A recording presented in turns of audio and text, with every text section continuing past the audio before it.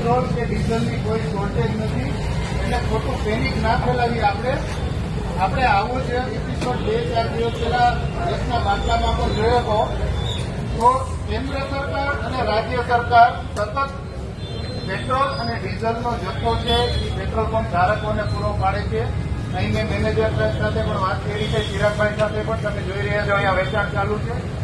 આપણે એક બે વસ્તુ કરીએ જેનાથી પેનિક ક્રિએટ ન થાય. સૌથી પહેલું કે આપણે સોશિયલ મીડિયામાં કોઈ ખોટા મેસેજ આવે તો એને ઇગ્નોર કરીએ, તેમજ આપણે એ મેસેજને ફોરવર્ડ ના કરીએ.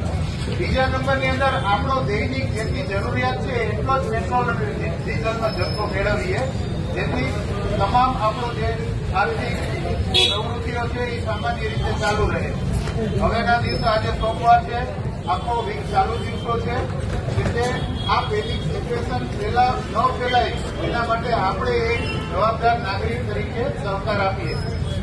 હજી વધુ એક વખત હું રાજકોટ શહેર પોલીસ વતી તમામને નમ્ર નિવેદન કરું છું કે પેટ્રોલ અને ડીઝલના જથ્થામાં કોઈ શોર્ટેજ નથી. ઉપરથી સપ્લાય ચાલુ છે. અમુક પેટ્રોલ પંપો સમય મર્યાદાને કારણે બંધ થયા છે. તમે જુઓ છો કે અહીંયા પેટ્રોલ ડીઝલ મળે છે, તો આપણે જરૂરિયાત મુજબનું પેટ્રોલ અને ડીઝલ લઈએ.